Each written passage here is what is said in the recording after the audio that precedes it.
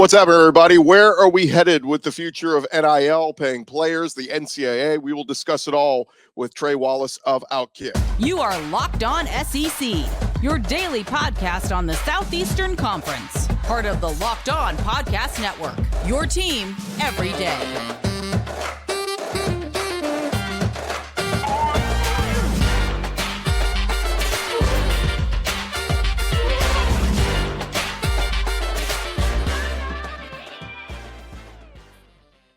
And what's up, everybody? Welcome into Locked On SEC. It's great to have you guys along. Today's episode is brought to you by Game Time.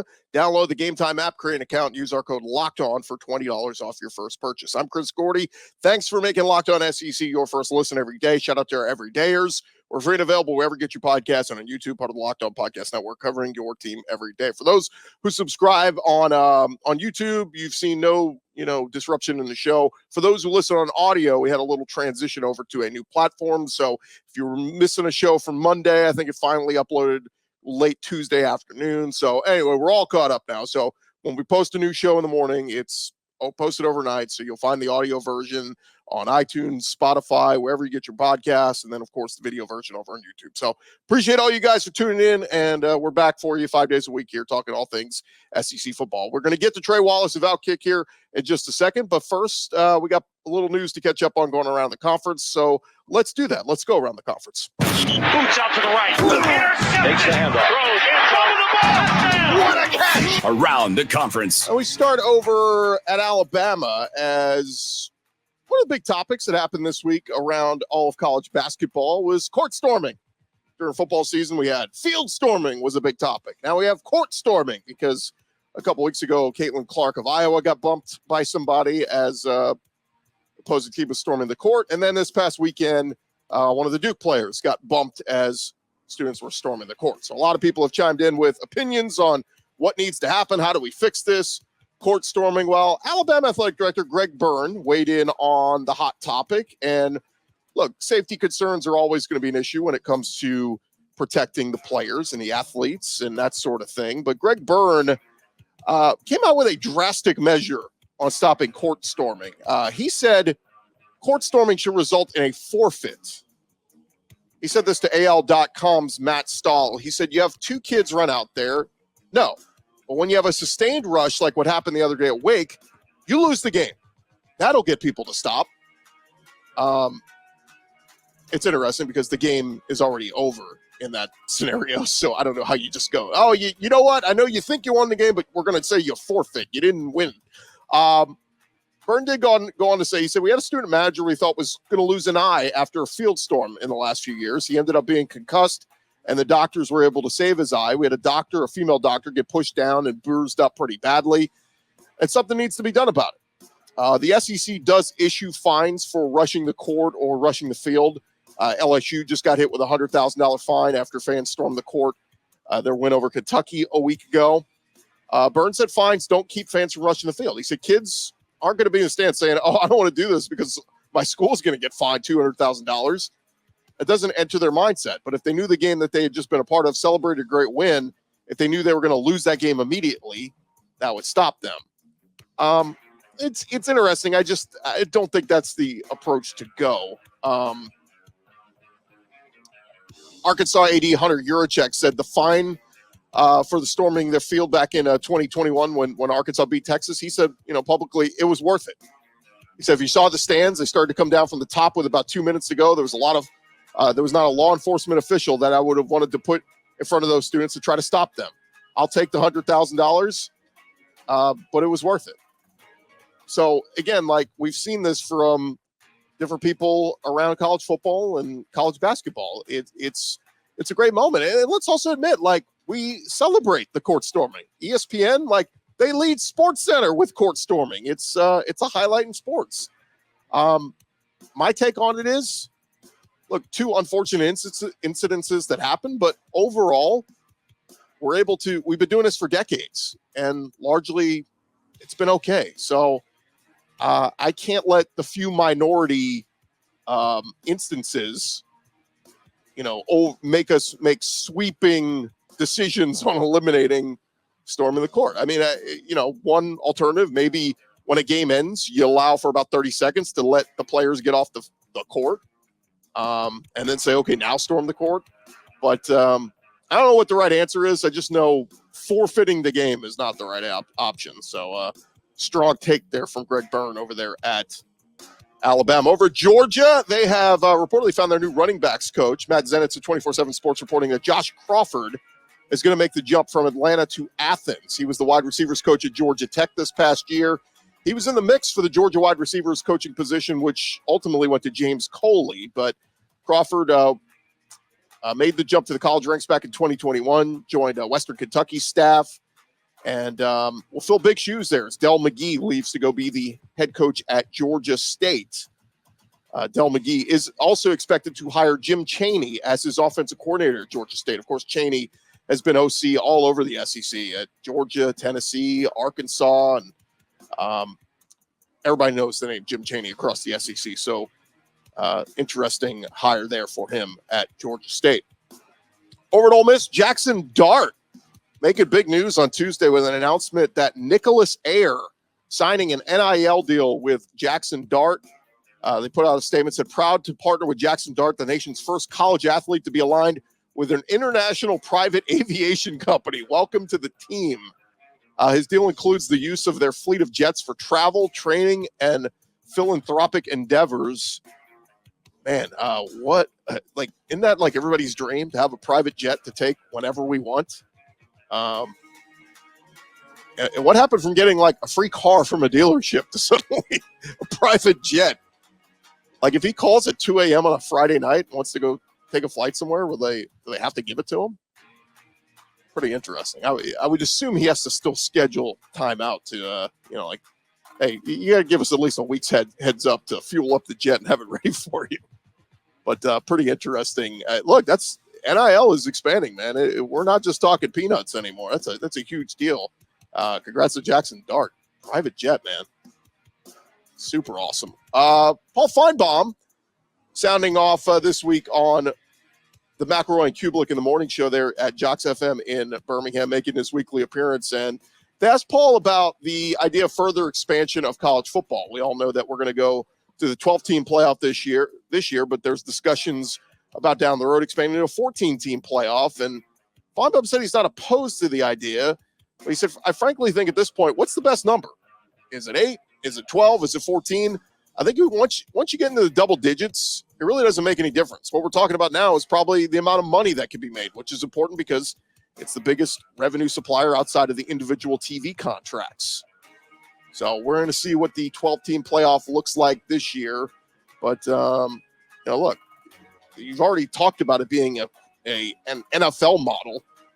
And, are we given multiple buys? Remember, the NFL cracked down. They went from 2 teams with a bye to just 1 now.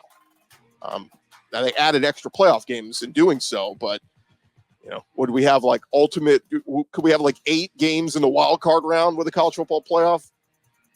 Seems like we're taking it a little bit to the next level. Me personally, I'd rather see a year or 2 of the 12-team playoff. Let's see how this goes first. I heard some people say we should have just went from 4 to 6 or 4 to 8. To jump to 12, let's see how the 12-team playoff works first before we start trying to expand to 14 or more. So there you have it. There's the latest going on around the conference. Thank you guys for making Locked On SEC your first listen every day. Coming up next, we're going to talk with Trey Wallace of Outkick, get his thoughts on all things NIL, NCAA, the ruling in Tennessee. What does all that mean? We'll discuss that next with Trey Wallace. First, I want to remind you guys, this episode is presented to you by our friends over at Game Time. Game Time is the fast and easy way for you to buy tickets to all your favorite sporting events. They also do music, comedy, theater events, all of it. And right now, new customers, if you've never used them before, when you use our promo code Locked On, you'll get $20 off your first purchase. They got killer last-minute deals, all-in prices, views from your seat, and their best price guarantee. Game Time is going to take all the guesswork out of buying tickets. They are the only ticketing app that gives you complete peace of mind with your purchase. You could see the view from your seat before you buy, so you know exactly what to expect when you arrive. There won't be some big pole in your way or, I don't know, these aren't great seats. The view doesn't look great. You can literally see the virtual view on the Game Time app, see exactly what what your seat's going to look like. And again, they're all in prices. Show your total up front so you know you're getting a great deal before you check out, and you can buy tickets in seconds. Just 2 taps on your phone. Boom, it's done. Take the guesswork out of buying tickets with Game Time. Right now, all Game Time users, again, get that $20 off your first purchase when you use that promo code Locked On. Download the Game Time app. Use code Locked On. Download Game Time today. Last-minute tickets, lowest price, guaranteed.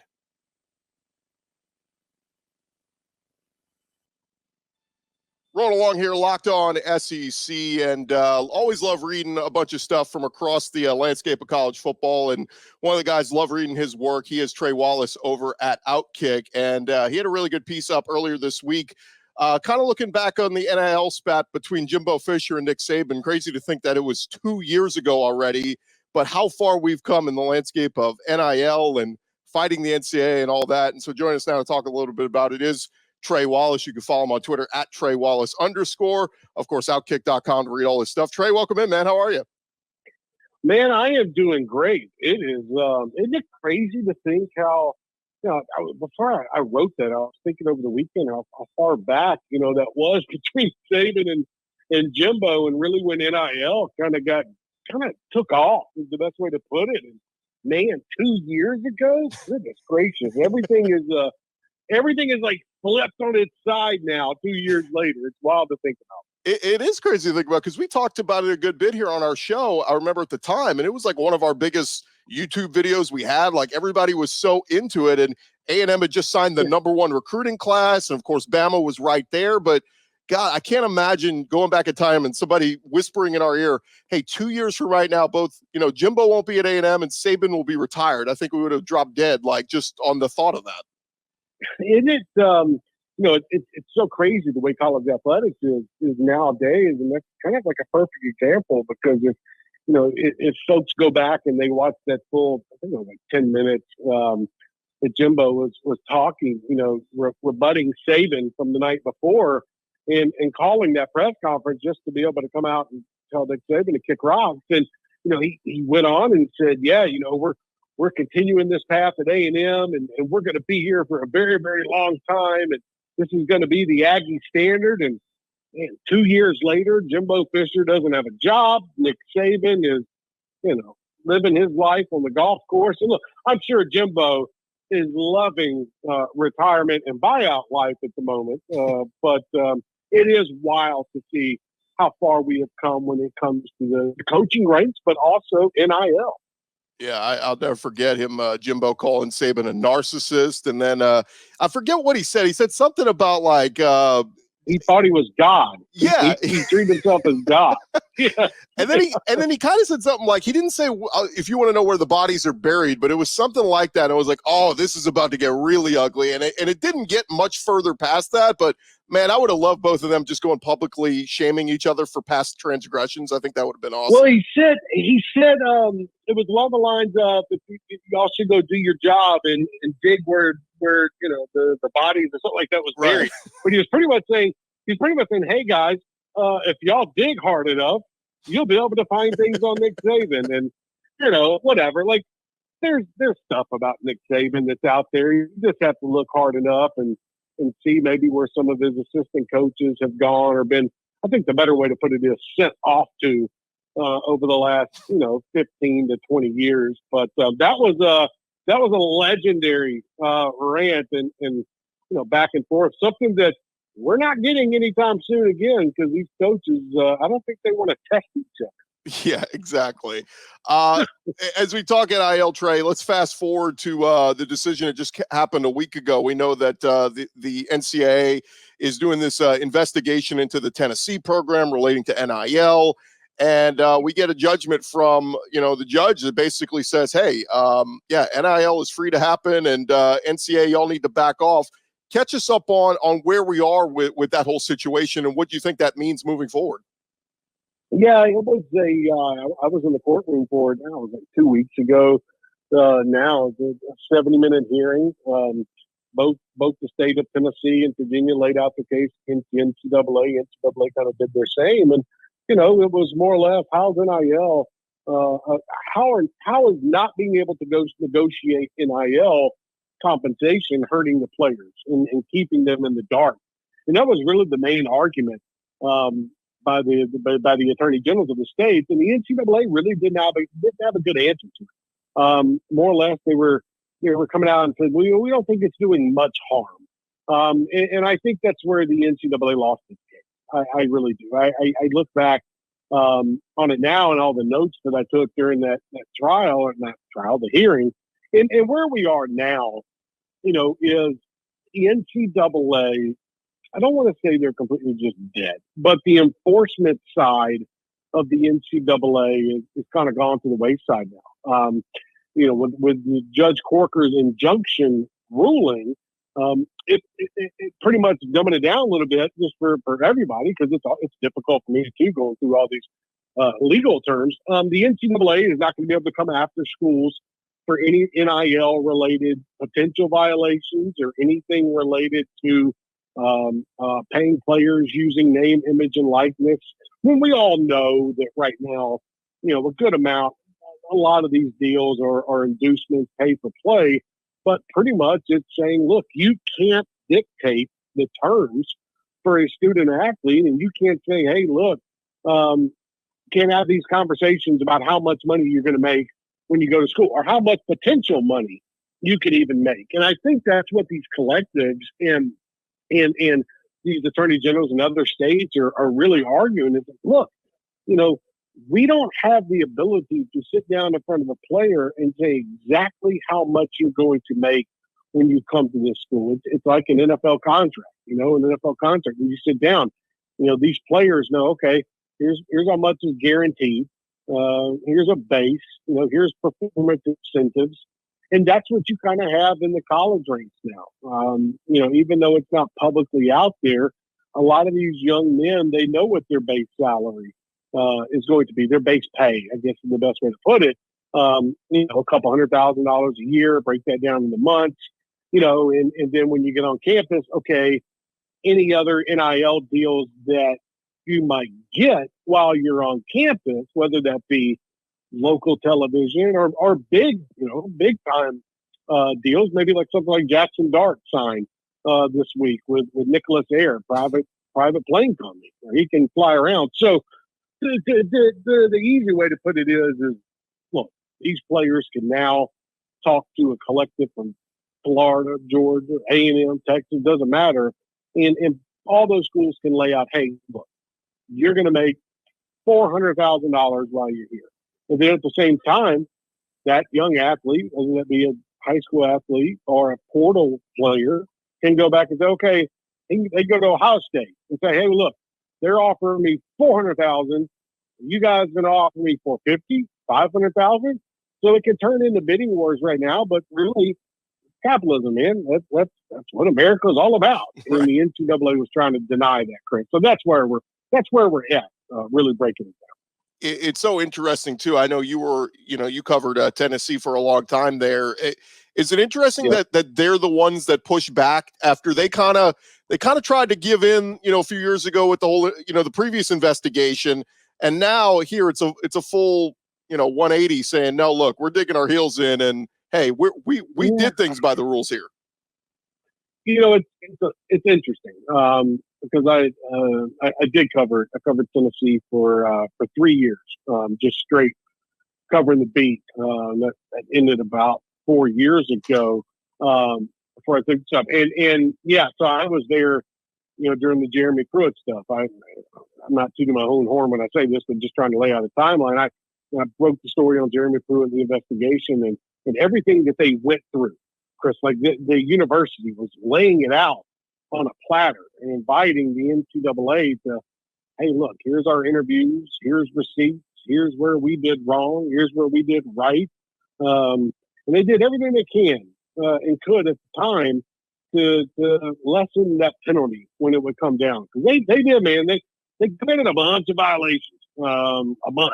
And a lot of those were secondary. There's a good amount of decent, level ones thrown in there. But so the interesting part of all of that is Tennessee and I say just because it feels like the season, ended 3 years ago. But this past summer, the NCAA and Tennessee sat down and they kind of hashed out everything that happened. And NCAA came back and pretty much gave them probation, probably the best way to put it. Some scholarship reductions and whatnot, and but they staved off the death penalty or the postseason ban and whatnot. And now to see the NCAA come back, and they've been looking at Tennessee for certain things regarding NIL and other infractions, not just NIL related, for a good 6 months, 7 months.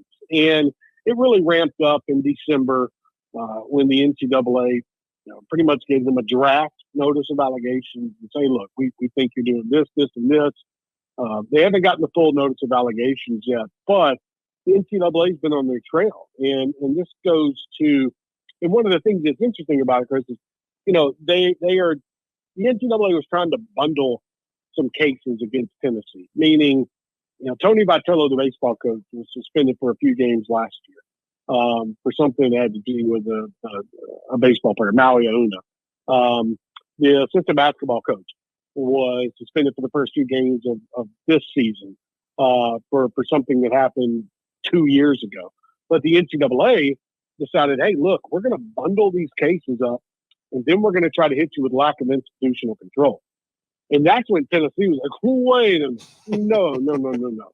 We are going to fight this now. Like, we kind of gave you our playbook last time, but you're not going to come back and you're not going to get us for stuff that was going on at every other college, major college around the country, especially during the time where NIL guidelines, let's be honest, brother, there really weren't any NIL guidelines. It was all loose, So if a player was to take a flight on a plane, and just because the collective rented that plane, but because it was a booster's plane that they actually paid money for, okay, the NCAA is going to try to hit you for that. It's like, no. And Tennessee decided to hire one of the most powerful attorneys in the country. They fought them. There's a reason why this lawsuit was filed against the NCAA. It wasn't as if Tennessee decided, you know what, I'm going to stand up for America and all the players around the country, and they're going to get their NIL rights. No. It's like Tennessee filed that lawsuit because the NCAA was trying to hammer them when it came to their university side. So that's when you saw the state of Tennessee and Virginia get involved there. And so, this time around, Tennessee is said, no, we're not going to let you bully us around for violations that are going on at other schools. There's, the NCAA is investigating Florida right now and Jaden Rashada. But this stuff goes out the window with this ruling on the injunction this past Friday. Those investigations kind of go by the wayside in a sense of, you can't go back and punish them now because the NIL rules, there are no rules anymore, really. So how can you go back and say, okay, well, you committed this, this, and this. Now we're going to punish you. But by the way, the NIL rules and the judge said that you can't be punished anymore. So it left the NCAA holding their hands up. Like, what do we do now? And that's why I'm going to find it very interesting over the next month. I'm just saying month. It could be a little longer. But does the NCAA still come back at Tennessee and give them a formal notice of allegations? Because they have been working on a case for 8 months. Or do they just throw the case out the window and say, okay, throw everything into the burner. There's plenty of evidence this has happened. It's all going to go away. Or does the NCAA say, you know what, screw it. We worked long and hard for this. We might not be able to hit them for some of the major things, but we still have some stuff we can get them. So it's going to be fascinating to see what that organization does over the next month and a half. More with Trey Wallace in just a second. But first, one about you guys' episode presented to you by friends over at FanDuel. Get your buckets on with your first bet over at FanDuel. They are America's #1 sports book. Right now, new customers get $150 in bonus bets with any winning $5 bet. That's $150 if your bet wins.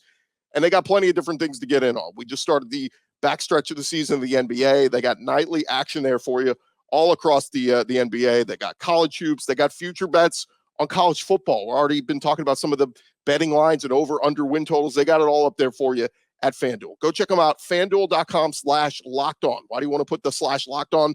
That's going to get you the special offer. Again, new customers, $150 in bonus bets with any winning $5 bet. FanDuel.com/lockedon. Go shoot your shot today. They are FanDuel, the official sportsbook partner of the NBA. Continue our conversation with Trey Wallace. And Trey, it's fascinating stuff. I mean, I could go on for hours and hours talking about with you, but right. your article up there at outkick.com, when you say we are trending towards a professional model, define that for me. I mean, are we talking making these players state employees, university employees? Where do you think this thing is all headed? I think the end game, and let me preface this by saying I don't know the timing of the end game. Could it be a year from now, 2 years from now, 3 years from now, 4 years? I don't know. But I do think that we are going to come to a point where these players, these student athletes, to be able to reconcile everything with everybody, I think you're going to have to make them employees. And I think that means, in talking with a bunch of different attorneys and administrators around the country, you can label them as employees and you can pay them, let's just say, a base salary. Let's just say the third string running back is going to make the same as the third string offensive lineman. Let's just say that's like $45,000, something like that, whatever. Then you're going to have the star players, ones that can sell their name, image, and likeness. They're going to go out and they're going to do the side deals. The ones that you're already seeing players do. Remember when Jordan Addison signed with USC from Pittsburgh? He got on with United Airlines, or the Dr. Pepper commercials that are out there. That's what I'm talking about for the star players, being able to go out and get these other deals that will pay them millions of dollars per se. Something, $1, $2, $3 million. I think that the way things are trending right now, the coaches at the end of the day would love to see every single player on the roster making some type of money. And I'm not talking about EA Sports, $600, here's your one. No, I'm talking about getting something. And I think, the argument on NIL and antitrust laws and what's being broken and what's not being broken and what's legal, I just feel like we're just trending towards that model where everyone becomes an employee. Now you can opt into this, you can opt out, whatever. But that they're going to try to present something where everybody becomes an employee of the school, and you're going to have the athletic department be the ones that handle payment and payroll and who you're bringing on. Meaning, okay, you got to go hire a general manager to run your college football program. I just feel like it's trending in-house. And that's the biggest thing to me. I feel like collectives will be, a third arm of this whole situation, because there's a problem right now in athletic departments. And I know you've heard the same thing. It's where, you have athletic departments calling you big donors and saying, hey, can you give $3 to $4 million for upgrades to this facility? But at the same time, you've got collectives calling up these big donors. Hey, can you give $1 million, $2 million to help us put the best product we can on the field and get the best players we can? So that's where you're going to have to find some kind of line where you both can sit on that straight line there. Okay, we're benefiting in all areas. Everybody's getting paid. And then what these players decide to do on the side, that's up to them. And we can help, universities can help facilitate that. Because everybody's got the star quarterback that you can go sell ads for and whatnot. But to me, I think it's just heading down that road. I don't know if it's not going to come anytime like soon, but I do think that we're going there because Congress is not getting involved in anything right now. The NCAA can put out statements and, have them released to the media and us and say, okay, look, we would love for Congress. Well, yeah, you would love for Congress to get involved. But you know what? They got elections going on right now. We got wars going on across, the whole country and the world and whatnot. Like, they have more things to do than deal with the NCAA and deal with players getting paid or not. So that's why I think this has kind of been a pipe dream for the time being for Congress, because I don't think they get involved in anything related to the NCAA whatsoever until elections are over, until that cycle is completed. And you know this, man, that could be 3 years from now, 4 years from now. And, who knows, man, the NCAA, what kind of power do they even actually have in 3 to 4 years? So it's just enthralling, man. And it's got a lot of people worried. I will say that. But at the same time, these coaches are having to deal with this. And the last thing I'll say is, for something that has been such a dark secret, meaning coaches didn't talk about players making money. Like, you knew that this was going on. Like, your star player was getting money from bagmen and boosters and to go to schools and whatnot. But now that it's all out in the open, that is really catching these coaches off guard, especially in the conversation aspect. Because, Chris, you didn't have those conversations 3 years ago. Right. You don't talk about that type of stuff. But now, I mean, hell, in a year, you might have to get up there and like, yeah, we got this player. He's making $200K. We don't know if we're going to, up his contract or his scholarship again next year. Like, brother, I can't imagine what these press conferences might look like in 2 to 3 years. He is Trey Wallace, of course, of Outkick. Last one I'll leave you with here, Trey. I love the take from Alabama AD Greg Byrne on punishments for court storming. I mean, we've been storming courts for decades. One guy gets hurt, and suddenly we got to abolish it altogether. What do you make of some of the hot takes we've heard this week on how to eliminate court storming? First off, I mean, look, Filipowski, I get it. He was nudged, but remember, it was an ankle, and then it was a knee, and then he was out giving an interview in the concourse of reporters after the game, and they even reported that he wasn't really limping. And then it comes out, well, you know what? He didn't have to get any x-rays, no MRIs, nothing. He just, he's a little sore.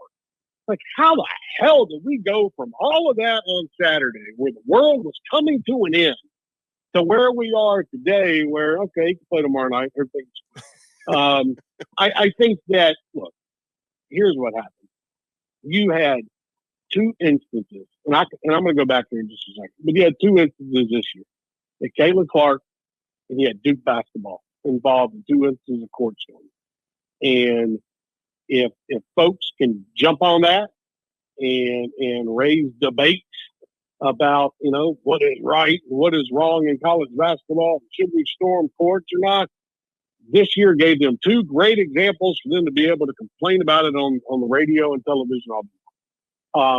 But then you get, I don't mean this in a disrespectful way, but you get kind of dumb comments from Greg Byrne, where he comes out and says, you know what? A perfect way to end this would be if the team that rushes the court and their fans, if they come on the court after the game, they automatically forfeit that contract. It's like, wait, what?